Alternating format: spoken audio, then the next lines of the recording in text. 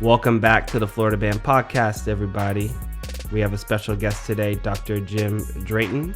Dr. Drayton, please say hello to everyone. Hello, everyone. How are you? We also have AJ and Andrew in the house. Hey, guys. What's up? And it's a Sunday, and so we decided to bring Dr. Drayton in, as he says, to preach the gospel. Woo! Various topics. Question. Are you guys done with school? No, bro. We have four more days. What? We have 4 more days. Oh my God. Yeah. 4 more days. Many days. And I'm so conflicted because several students, they're just terrible. But then there's also students that are great, but half of them won't even be at school next week. Yeah. Sure. And I'm conflicted because I want to say bye to everyone, but also I know it's going to be sad. And then also I just don't want to be at school anymore. Over the last 15 days, I've taken off 8. Sure. So you got to use them. You got to use them and abuse them while you have them. yeah, I got to use that PTO while I have it because I don't get it back. But I still have a lot to use that I don't have enough. I mean, I'm not going to miss any days this coming week. That would be morally it would be against what I believe in. So I'm just going to go. I don't know what we're going to do.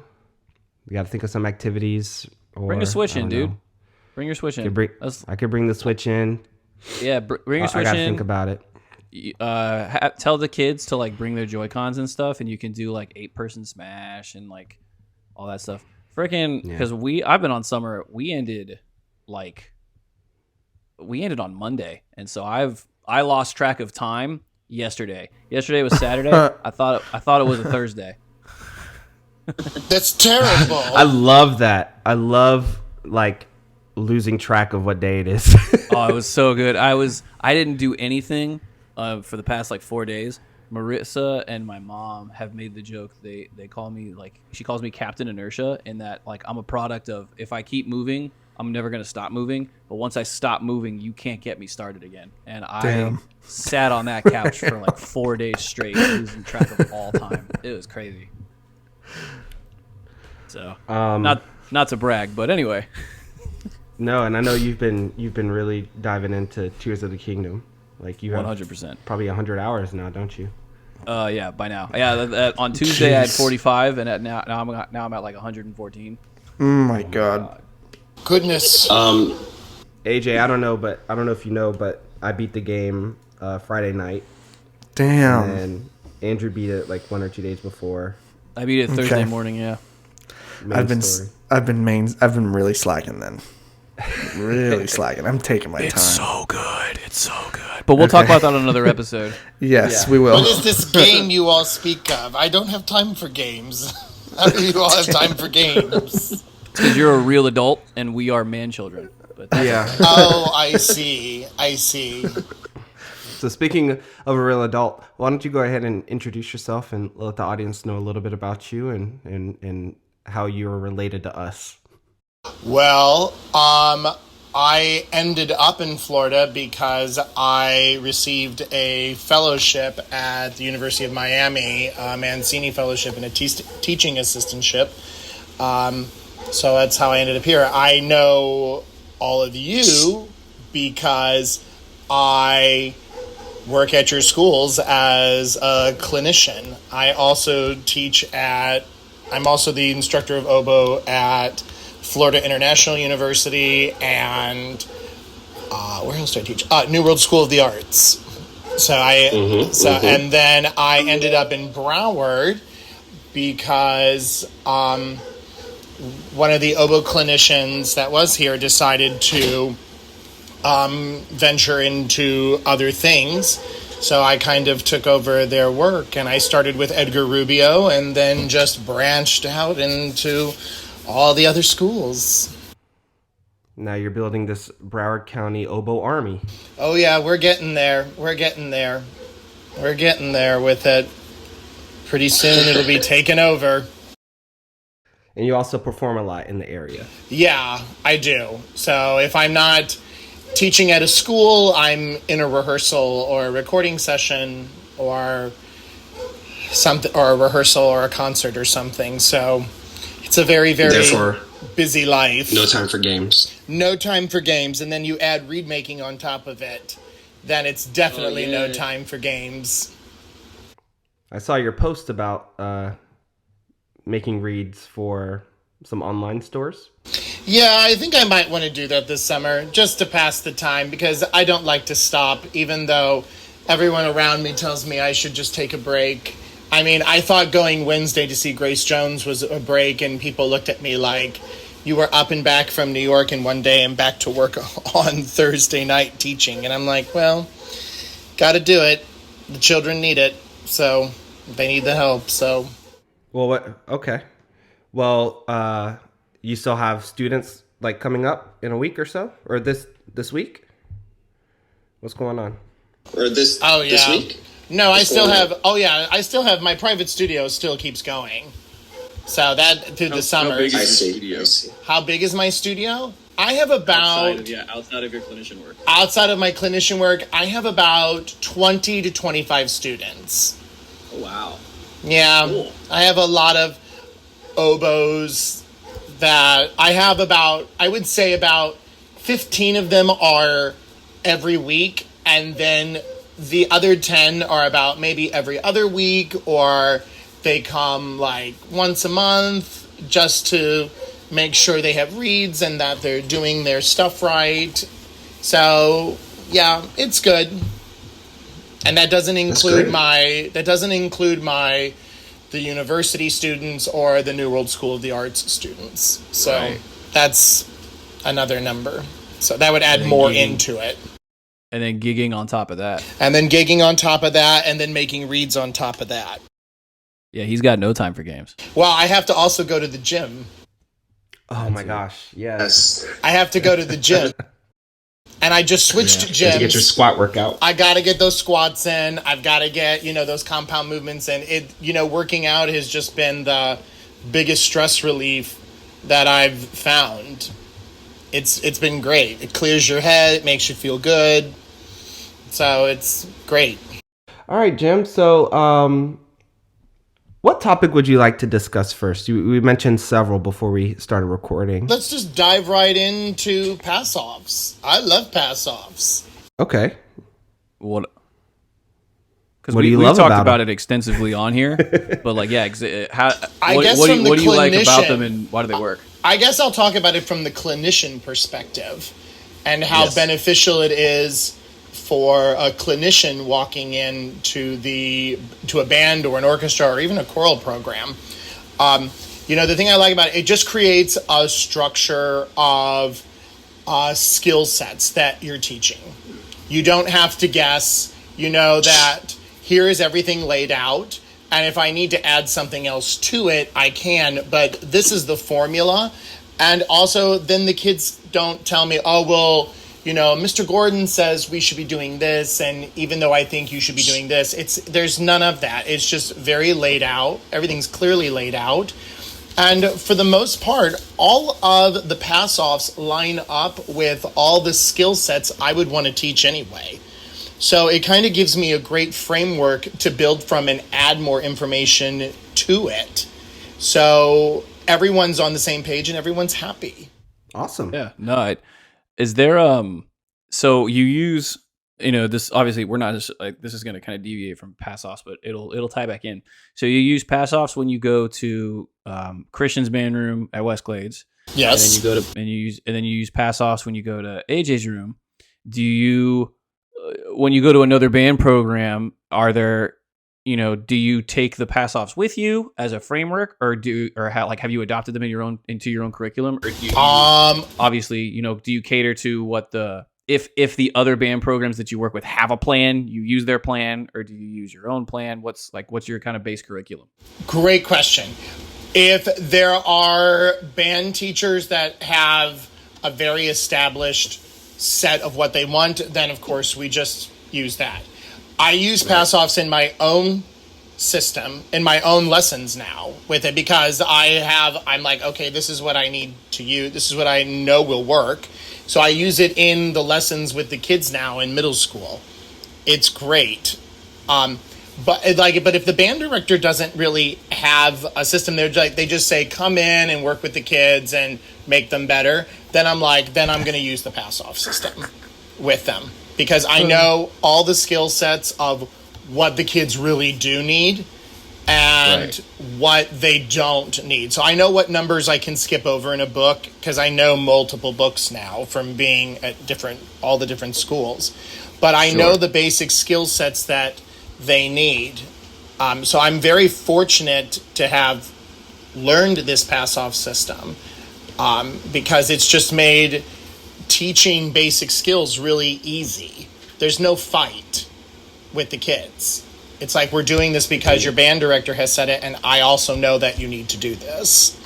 So also, full disclosure. Sorry, Jim. Full disclosure, we did not ask Jim to talk about Christian and Kaylin's pass-off system. He just really likes it that much, so he's just talking about it. I love it. I will preach it like St. Paul preaches the gospel.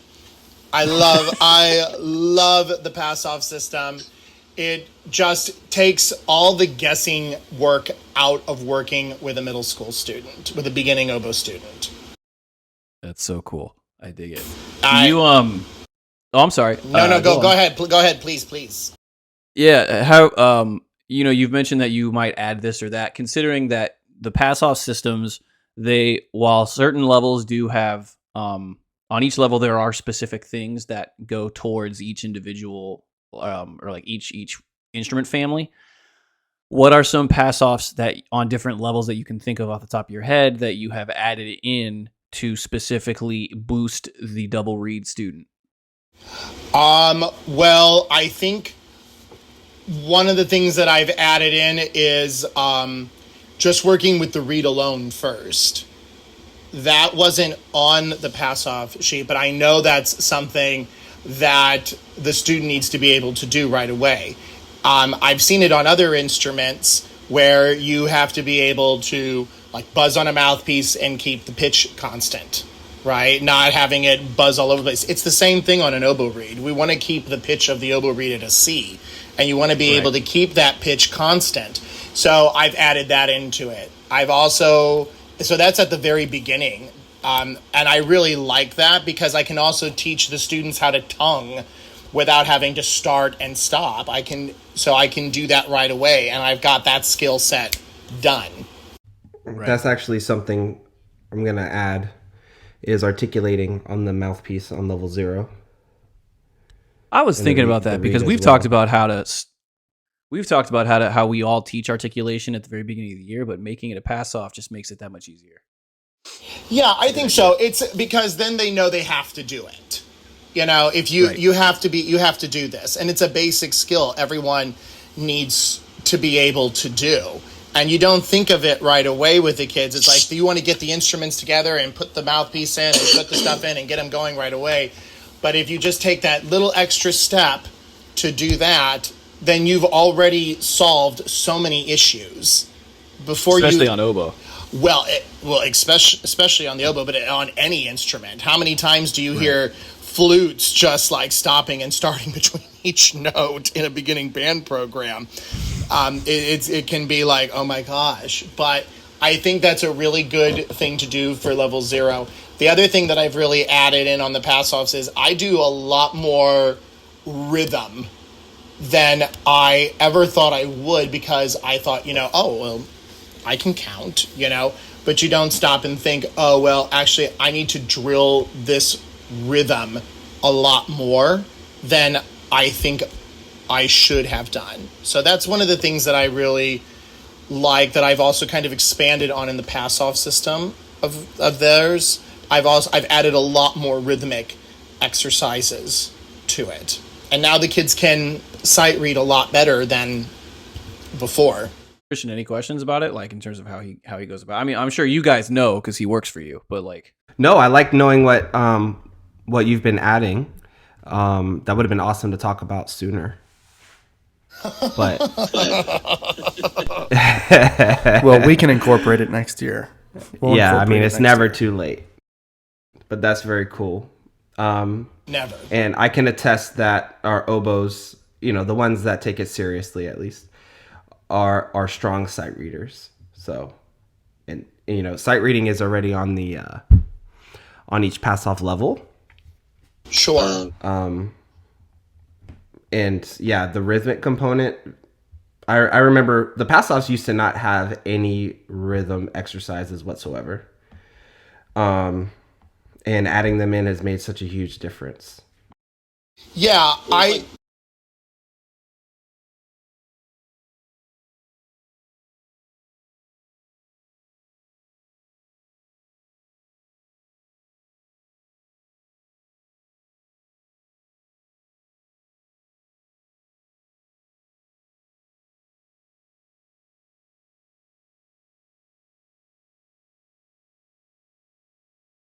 I take it a step further. I make them tap their foot count and clap the rhythm. I make them do it all. Because they should be able to. And if you start it right away, then it's even more. You've engaged more senses, you've engaged more that they will be able to pick up on. The other thing that I'll mention in addition to the rhythm is the tuner. I mean, playing the oboe, and you've got an oboe player, and you're like, oh, this is amazing. They want to play the oboe, but I was always afraid of pulling out that tuner right away because it would scare them off. Now, I'm not worried about it. I mean, it's on the pass-off system, so I know that I can demand the tuner right from the beginning with the students. Mm-hmm. And I believe that you should do it. Every one of my sixth graders who have used the tuner this year is it perfect? No, but are they in the ballpark? Yes.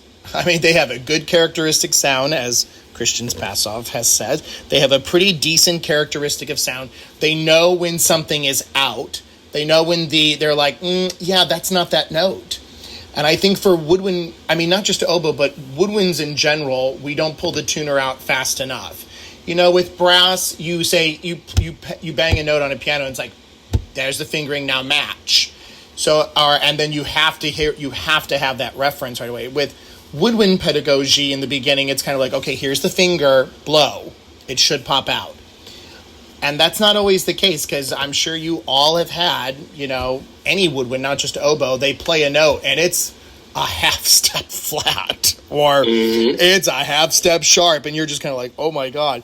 But I think the tuner just pulling it out right away just fixes a lot of that, and it just creates a standard right from the beginning. And they'll complain about it for a little bit, but you know what? It's on the pass-off sheet, and they have to do it. So it kind of then takes the burden off of me of saying, oh, we have to do this, but my band director's not doing it. Okay, well, now the band director is doing it, so now I can push it as well. And it just makes everything better. Their embouchures get better, their tone gets better, their airspeed gets better, everything just kind of gets better, which is why I love this pass-off system. Yeah, and it's great when, you incorporate that tuner work into the actual band class. It makes it so much easier for the kids to grasp that and to buy into it. And so if they're doing it in class and then they do it with their clinician, it just doubles down on the importance of it. Yeah, I mean, now, I blame the band directors for everything. If a kid gets frustrated with something, I'm like, look, I know you're frustrated, but, your band director wants this, so we have to do it. So, I mean, I don't have to be the bad guy anymore with tuners or metronomes or rhythmic exercises, and it's fantastic. I love it. And that should never be your job as a clinician either. Like, you're not supposed to be the bad guy. You're like the grandparent who comes in once a week and gives them these amazing treats of pedagogy, and then you bail out. It's our job. It's our job to be the Yeah, and I mean it starts from the top. So I mean, if the standards are there, and the pass-offs are great because it lays out all the standards that you have to achieve right from the beginning. Did someone just open a can? No, dude, I have a runny nose. Oh. Damn. But I was like, are we doing I'm that hitting this mute. episode? I didn't Got know we were doing excited that for a this episode. second. Oh, I was no. like, hold on, I'll be right back because You need some now zinc. we open soda, if you know what I mean. On our episodes, I was like, what? No, but I'm hitting mute, so don't worry. I'm hitting mute every time I have to like sniff really loud. Okay, just Yeah. Okay. Well, anyway, I'm kind of curious about this oboe project because Christian and AJ have been talking about it for like a couple weeks as we've been trying to get you on, Jim. Can you begin? I got popcorn. I'm ready. Oh, okay. So my research project that I've been doing is I have gone through the list of FBA. I think I own every piece now of the FBA solo oboe literature from grades 1 to 4. Some of this I have had to interlibrary loan because people will not take it off the list because it is out of publication. And Right. some of it that I've had to interlibrary loan or buy on eBay is just not worth it, but that's another topic for another time. So I think I've got almost everything. I think there's a few missing pieces here and there, but I have written the tutorials for all of the grades 1, 2, 3, and 4 because there's no recording on most of them. There's a few things here and there, but there's no explanation. There's no rhythmic explanation. There's no, just some basic guidance on what to do. And while I love all band directors, and while I know you all have taken Woodward methods or double reed methods, we have a Florida State graduate because I know that they have double reed methods there. And I'm very happy. I'm very happy for Florida State. I think it's the right thing to do, and I wish every program would adopt that model. UCF does too, as of a couple years ago. Well, yay! We're gonna add UCF to the saved list. Then, when the world comes to end, we're gonna add them to it. But I just think so many band directors, and even if you have taken double reed methods, you still don't have all of the information to help your students sometimes, because the oboe is a very mysterious instrument for lots of people unless you play it or you play the bassoon. So the project is I've recorded everything. I've recorded the accompaniments. I've got the tutorials, and I also clap out the rhythms and show the counting for everything. That way the student has at least a basic framework to work from, and then when they go to their band director, they can be like, oh, okay, I've got everything. Then the band director can help them with the more musical aspect of it, which is, I think, where all the band directors really want to be. No one really wants to sit there, maybe it's just me, but no one wants to have to sit there and count out the rhythm every time. I mean, for a band director, it's like, here's the tutorial, follow the tutorial before solo and ensemble. And you go through it, and I basically work it like I would work a pass-off system. We go through everything, we go through the rhythm, we write it in, we clap it out, we note name everything, and I show the fingerings in case the student doesn't know it. And again, I got that from the pass-off system as well. We note name. Note naming works. Note naming really, and if you're not doing that with the students, please note name. It really does make a big difference. Yes, sir. Especially with scales. Please note name scales with the students. Mm-hmm. Note naming scales. That little tip that I picked up from y'all was it a godsend? Because now all of the 6th graders who take private lessons with me, they can now do all 7 all-state scales, and yeah. It was not a fight at all. It was the best. Literacy or bust. Oh my God! Preach the gospel there. Anyway, so I have everything. I have all the tutorials written out. I have everything done. I'm just now, this summer, my goal is to do all the videos and get everything set up. But because I was just sick of hearing kids come to solo and ensemble just grossly underprepared for no reason. And I understand. So, go ahead. I'm sorry, Jim. just so I can wrap my head around it, what you're doing is basically you're basically making a tutorial video for all of the solos in terms of how to dissect it on their own. So it's kind of like you're creating a practice tool and practice resource. I am creating I guess it would be a practice tool and resource, because you have everything.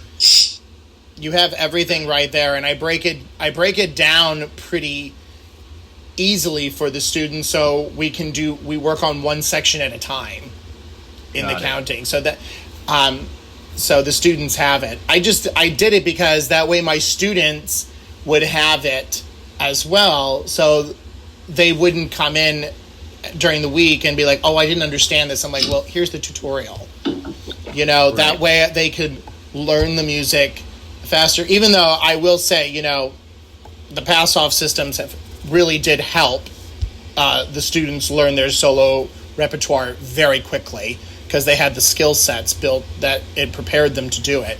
But I would hear students at solo and ensemble, and I'm like, you know what?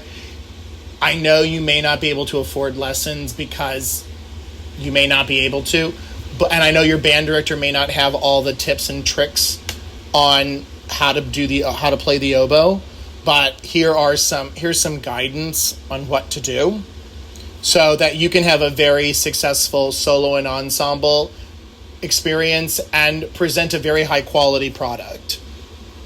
I didn't want a student to feel nervous about walking in. All of the student, and I'm going to go back to the pass-off system.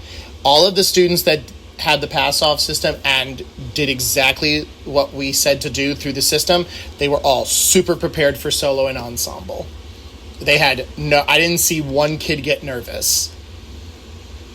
So I was really relieved about that. But yeah, so that's been my huge research goal. I'm almost there. It's almost complete. And I only did grades 1 through 4, because when you get to grade 5, 6, and 7, there are so many recordings of it and at that level, you should be able, if you're playing that kind of music, you should be able to count. You should be able to know your note names. I mean, there should be some basic fundamentals that you should already have control. You wouldn't need me at that point. Yeah, no one learns 5, 6s, and 7s by rote. You No. should, when you finish, you should reach out to Neil Jenkins or whoever is, the executive director at the time, get it blasted out, and then also maybe start inquiring about doing like summer PDs around the state, like maybe going to like Broward's pre-planning or Miami's pre-planning or even Palm Beach's pre-planning with Cleve Malone, to where you can start advertising your product and like, hey, I have this comprehensive system for your oboe players, because that it's such a specific, it's with it being such a specific resource, but also being such an expansive resource, because I mean, the number, how many solos does that, and how many solos and potentially duets and trios does that encompass? Well, grades 1 to 4. Yeah, I haven't started on the duets, trios, quartets, quintets yet, because that's a whole nother project. But even just the solos, what's the number? It's well over 100. Yeah, like that's a huge resource that you could easily be like, hey, band directors of Palm Beach, like, your oboes are terrible. Come check this out. And I would never say they were terrible, but I would say check it out, just because, just from an educational resource for band directors, just to say, why does my student constantly crack their low notes when they're going down the scale? Why are they doing this? Why is this not working? And I try to address that in some of the solos, as well, in all of them actually, as much as I can, but by not being so DMA, PhD analytical, where it's still relatable for the students. Right. Do you in those solos with their, especially it's probably going to be more in the grade 4s than it would be in the other ones, but like as they start to get into extended techniques necessary to complete the solo and perform it well, do you in your project and like in the context of like the lesson itself, do you actually break down those extended technique fundamentals? Yeah, I mean, the great thing about the grade 4s is they're not too extended. I think the grade 4 category from what I've seen. It's really kind of like, hinting at what grade 5 and grade 6, 7 are going to be. I mean, the great thing about a lot of the Kristen, solos, shut up. It's okay. He's got to get it out. He's a Shrek fan. What does Shrek say? What is it? Better out than in? Is that what the saying is? You know Shrek better than I do. Jesus. Anything I've known about Shrek, I've learned from you. So, but no. I think the grade 4s are really. There's not too many extended techniques in them. I think because you really think an advanced 8th grader or a freshman can play them. I think it's when you start getting into grade 5, 6, and 7, then you start needing to add probably maybe a little bit more explanation about just how to do certain things, like with phrasing and breathing and everything. It might come in a little more, you might need a little more help there. But I think with the grades 1 through 4, especially if you're judging solo and ensemble, I mean, you're looking for, the structure of the piece to be there and, some of the musical elements to be illustrated as well. So that's how I kind of based it. I used the sheet that, all the judges use. I used that as my framework of how I wanted to construct the video. So that way the students, they have that rubric is going to be part of the video, and that way the students know what to expect going in, that these are the expectations. I think that's awesome. You could monetize that on YouTube and get a good little side hustle going there. Absolutely. Some passive income there. Maybe, but, I watch so many oboe students who, are just, they struggle because, they can't get lessons or, oh my God, the read situation, which is a whole nother topic, but, even if you have a bad read, if you can highlight the structure and everything really well, then it's going to be a successful performance. So that's what I would rather, that's what I wanted just to make sure.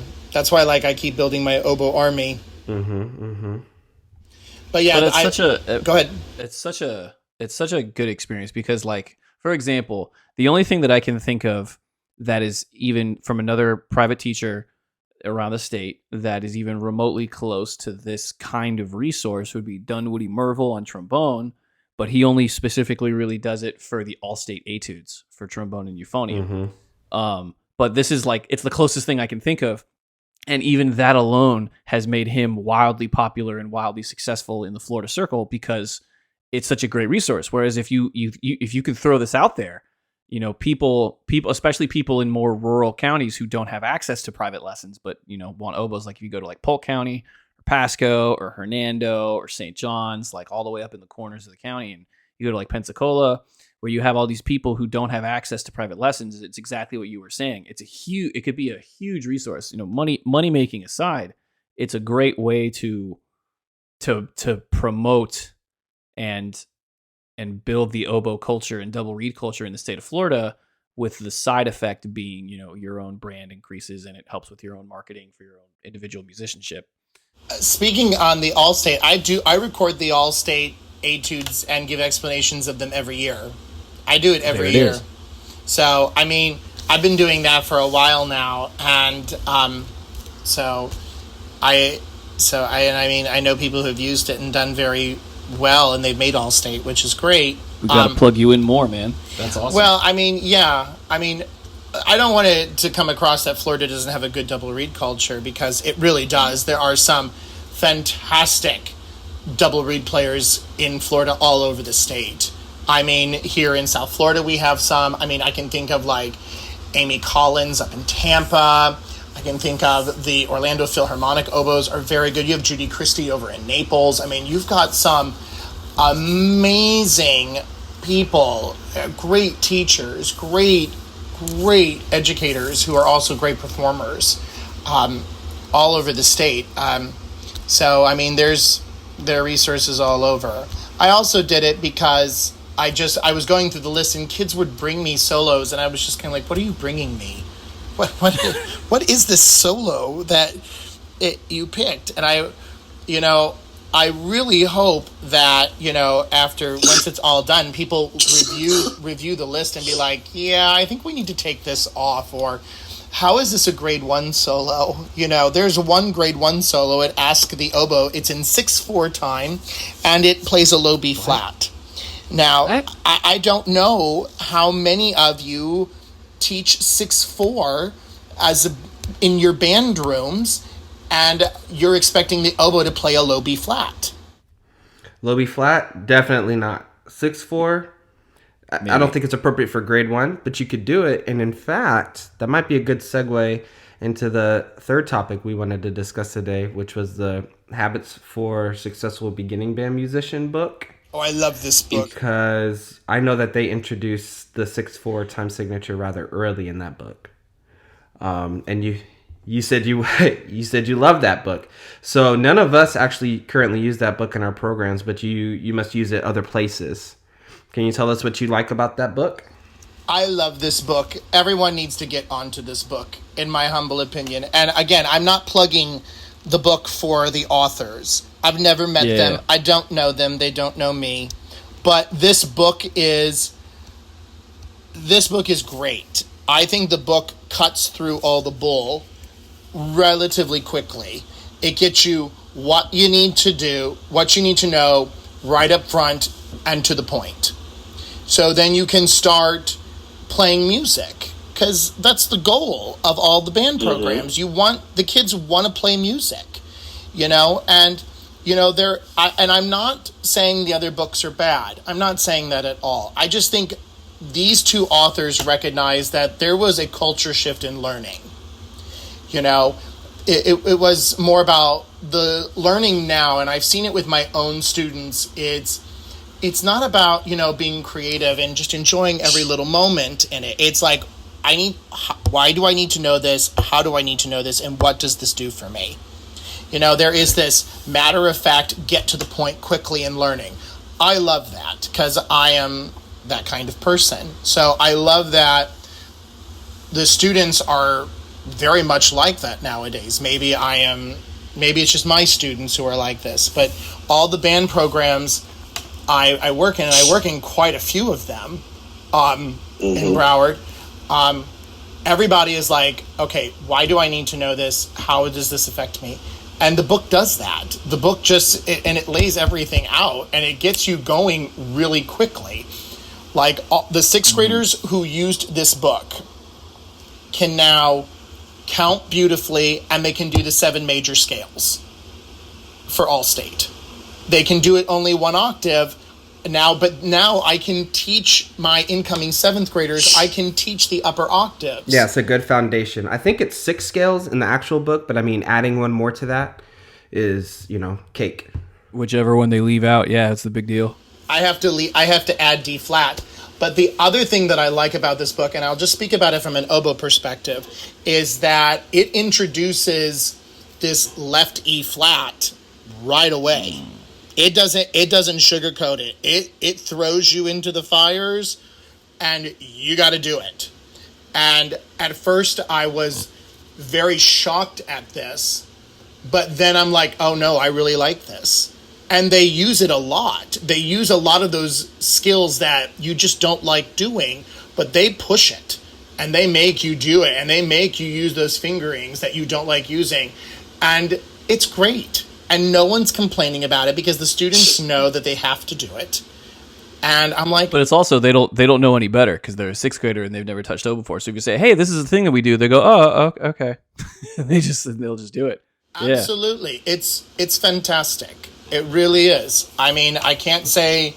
At first, I was kind of skeptical about the book, but then when I dove into it with people who are using pass-offs with it, I'm like, oh no, this is the book. This is the book. Because in our research, Christian and I, for it's been like 7 months now, he and I have been talking about this book and the things that it does specifically for like horn players, for example. But so you would say that even for the woodwinds, they really push the versatility of knowing all the different fingerings and early on, and that helps with the sequencing. It introduces key signatures pretty quickly. It introduces chromaticism right away. How many? Yep. I mean, That's great. Yeah. And I think specifically for oboe, it has the 3 F fingerings throughout the book and reminds the oboe student when they should use which one and why. Right. Throughout the entire book. It adds the left F into the book. The only issue this is the only issue I have with it. A lot of oboes that you're going to see out there don't have left F, don't have the left F fingering. Okay. But all county music, and I guess they're it's just based in Broward, but they're global. Their oboes, their accent oboes that they have coming out, they have all the left Fs on them. And they're decent oboes. They have all the keys on there. They have the 3rd octave key. It's a decent oboe. It's got a pretty good scale on it. And I think the students do very well with them. But that's the only issue I have with it. Sometimes the oboe may not have the left F, may not have the 3rd octave key, so you improvise a little bit, and you have to change course when you need to. But overall, I mean, the book is great. It really, and it makes you count. It makes you write in counting. So you can start building. You have the rhythm sheets, and that's great, and I love them. I think they're fantastic. I love those. But it also has the rhythmic exercises in the book as well. So, and some of those rhythmic exercises they're great. They are challenging for a middle school student, but, they get it. But one thing I'll say about it, I have to circle back to the pass offs for a second, is you don't let the student pass off until they have mastered the skill. Right. Oh, yes. Yes. That's one thing that, I know I hold it very dear. I'm not letting a student, I'm not signing off on something unless they could demonstrate they can play it through one time, the first time correctly. There's no second chance. There's no third chance. Okay, you couldn't do it today. Okay, come back tomorrow. Right. Like a lot of band directors will let their kid just rep it in front of them until they do it right, and then that's give a them hard the pass off. No.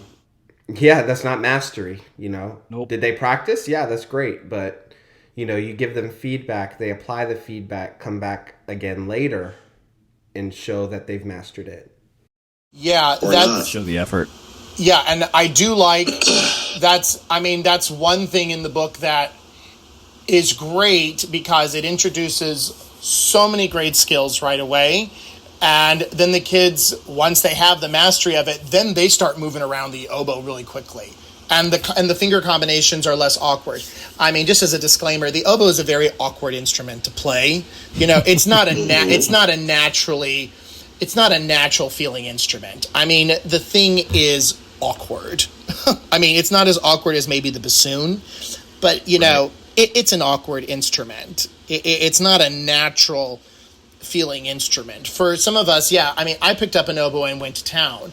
But that's what I did. But for the vast majority of people, the first time they pick up the instrument, they're kind of like, wait a minute, how I'm moving my fingers here.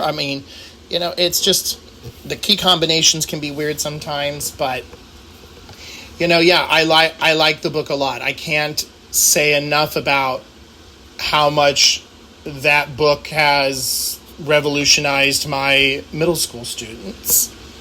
And in great ways. That's awesome. Yeah, I think all 3 of us, AJ, I don't know about you, but I think you have too. But I think all 3 of us have been really debating going to it. I know Christian doesn't have a choice next year. Correct, which we still haven't announced officially on the podcast. I keep forgetting. Yeah, maybe Kaylin and I will do a little 10-minute little thing and publish. Yeah, that would be good. Yeah, that'd be good. But we I was talking about it with a couple other people that are thinking about it in Orlando, and I think it's funny because everyone that we're talking about that's wanting to switch is all on EE. But I bought 2 teacher scores of the habits book, the Green Habits book with the leftover money I had from the school district, and I took one home. And my plan is when Marissa goes to drum corps, I'm just going to kind of dive in and make my choice. And based off of just it's Jim has said it. I've heard so many other private teachers talk about it. other band directors our age, and even band directors that are older that have changing. They're still changing and evolving. Everybody likes this book, so I think the hype might be real, which is really cool. I think the hype is. I don't think it's hype. I think it is what it is. But you know what I mean. There's definitely hype for the book. Like a lot of people. Clearly, it speaks for itself and really like it. Yeah. Oh yeah, I mean, about it. the people who created this book. I mean, I think they really just sat down and said, okay, what do we need to teach, and what can we let go of? And I think that just shows the evolution in our teaching, and we see what is important for students and what isn't. Right. So I mean, I think they did a great job with the book. I mean, it's really, even the playing tests in the book, I think are good. I think those playing tests are really good. I think there are other things in the book that could be playing tests, and I think actually should be for specific instruments. Right.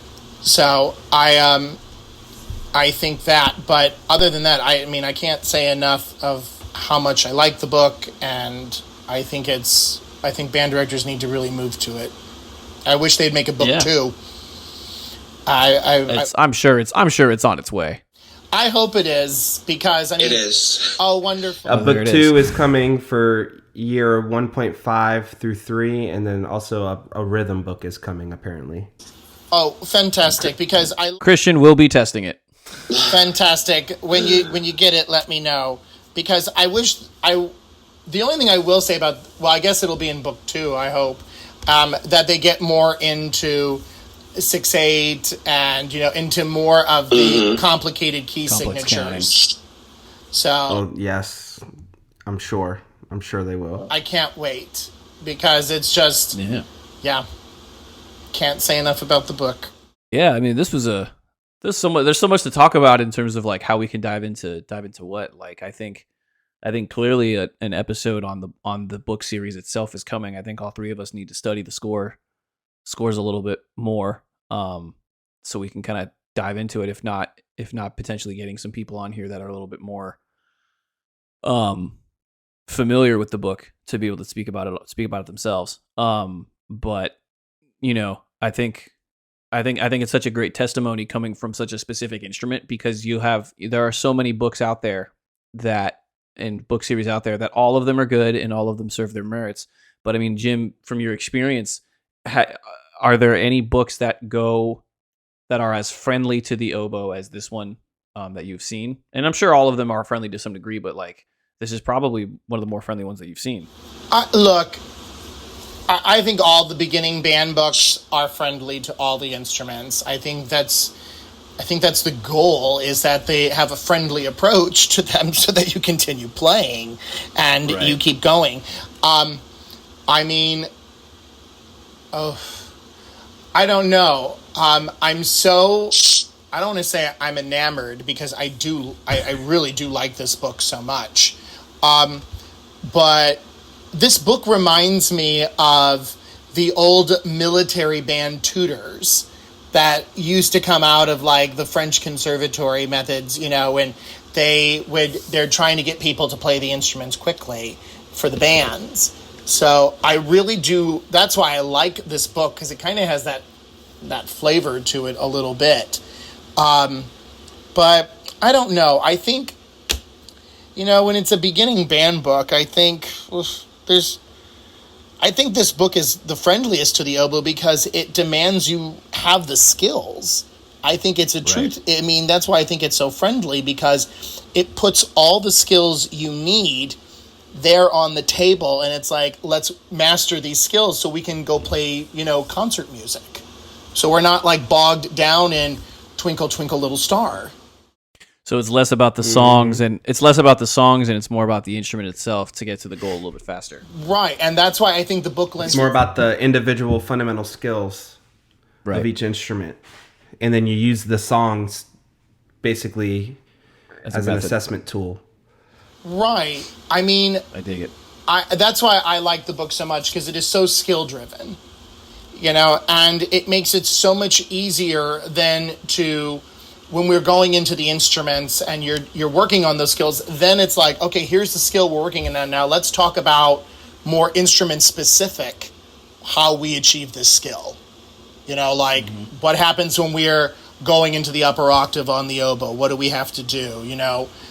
How do we do these combination fingerings, on the oboe? When you do that left-handed E flat, every oboe player in the beginning wants to do what I call the reach. All their fingers basically leave the sanity of the upper joint, and they to reach that left E flat instead of being like, oh, and that's why the left E flat hardly ever comes out for a lot of kids in the beginning. So that's what I like about this book, that there's just, you work on the skills, and then you can get into something like that popcorn piece right away. Actually, you can get into that piece probably right away. I don't know I know it's popcorn something. Popcorn Prelude. There you go. The Grammy Award winning, Emmy nominated, Oscar nominated Kids love piece. it so much. It's fantastic. But yeah, I can't say enough about the book, and it just allows me then to be more free with explaining the skills for the instrument, but it also allows me to start tailoring the experience for the individual. Like, I can figure out, oh, you're having problem with this skill, here's what you're doing, and here's how we can solve the problem for you. It allows me to do that without having to be concerned so much with, oh, well, I got to play Twinkle, Twinkle, Little Star. I'm like, and I'm not knocking Twinkle, Twinkle, Little Star. I love it. I love Twinkle, Twinkle, Little Star. It's my life. But but I would rather get the kids to play a Handel sonata by 8th grade. Yeah. And have a really rich, rewarding musical experience. Absolutely. And Chris, AJ, you have like you accessed your robot friend, and you have like 1,000 different questions. So I mean, just to kind of, I don't know, it was just in case if there was, a point in time where, we're ready to ask you some things that we, that we're not really focused on today, but ask me the questions. I will try to answer them. It's funny, we've been experimenting with ChatGPT in ways where, like, some of our intros, we've been using ChatGPT with questions for people we've been asking. I mean, some of them are pretty basic. I think that what I'm generally curious about is when we first bring you in at the beginning of the year, that sort of trial process with the kids when they first get their instrument. What are you looking for, obviously, besides, can they make sounds, or, like in terms of they're fit to play the oboe, or, that's a good choice for them. So what are you looking for in terms of, like what characteristics, or, just in general, what are you looking for in a student? Well, when I'm fitting an oboe player, I want to make sure that, one, they can crow the reed. They can make the reed sound with relative ease. They know that they have that, and that when I test them on the oboe, that while I'm fingering it while they're blowing, can they get up above, can they get up to a high F? The kids who fit well, they can all play up to a high F above the staff. No issue when they blow. So I'm looking to see, can they keep the pressure consistent? But in terms of characteristics from a student, well, you all spoil me so well. I mean, with just, incredibly smart, kind, just wonderful human beings. You all just spoil me so well with, and I really appreciate it. I mean, you all just... I'm getting a hint of sarcasm here. No. I'm not being facetious at all. Okay. I mean, you do. You all, all of the students I have in this emerging oboe army, I mean, there's one school, I have 16 oboe players. I mean, when I was working with Edgar Rubio at Silver Trails before, he left, I mean, I think at one point there were 25 sixth graders who wanted to play the oboe. I know, can you just imagine having a sixth grade band with 25 oboes in it? I'd quit. But anyway. Oh no! Why would you quit? I mean, you would. I mean, it's incredible. I mean, but That's awesome. I mean, I love doing the fittings because it doesn't matter if the student is a straight A student or a flunking student. Sometimes that flunking student they have, or if they have really behavioral problems, the minute I get them and I sit them down and they test really well in the oboe, I sit down with them and then their world changes. So while I appreciate the oboe is a very difficult instrument in the fact that you have to sometimes persevere alone in the band room where you have no support from other kids playing the instrument like you do. So you kind of have to have an iron constitution and a spirit of it and this sense of independence, which Right. I think is really important for double reeds because you're all alone sometimes, unless you're at one of my other schools where, I have 15, 16 kids or 7 or 8 kids in the class. But so, yeah, I think that would be the biggest characteristic, that they have an iron constitution to stand strong when they're alone. I like that explanation. I think I might start saying that to my ope when we're like at the beginning of the year when we're talking about each of the instruments. Like, man, only the strongest can survive, and kind of do you have the mettle to be an independent learner? Because you're absolutely right. You have what it takes. Yeah, That's so those cool. are all great things. I think it's for every instrument, but I think especially when you're alone. Especially for oboe and for bassoon, because you're right. The average bassoon and oboe section in a beginning band, you might be the only one or maybe two in that class, and then you don't combine to be maybe a section of 3 or 4 until the second year. So you really do need that. You're right. You are right. You need that independence on the oboe a little bit more than you would on, say, a clarinet, where you might have 14 in one class. Right, and the oboe doesn't have the prettiest sound right away. Right. Luckily, the kids who are getting reads from me now, they're developing a pretty nice characteristic sound. And if they use that tuner, they get a nice characteristic sound right away. That is, Right. if they start using the tuner, they start developing a nice characteristic sound. But yeah, that's the big characteristic. I think you have to really ask yourself, does this kid have a sense of independence about them? And you've only met this kid probably when you start instrument fittings, you only know this person for about 4 weeks. But if you're a good teacher, you can kind of sense out, well, yeah, that kid is super smart and they can stand on their own 2 feet. Getting to know the kids before choosing instruments is a very wise move. Huge. Is there anything else, guys? I think we're about at an hour. So Well, I have one question for AJ. Are you getting back into your band room this year? That's a no. Because you could bring it in. I would that's what I've been doing. As when Marissa and I moved into our house, all the unnecessary furniture, I brought half of that stuff to my band room. Yeah, I could, but I don't want to use all up the space anymore. I kind of want to get rid of a lot of stuff in my office as well. There's some shelving in there. I just kind of want to open it up, but at the same time, I don't really feel like I can say anything right now because I don't have access to it. Because I think this IKEA stainless steel desk would be an excellent accent piece for your band room. It doesn't go with the carpeting. No. Oh, okay. We're getting into very sensitive territory. Time to change subject.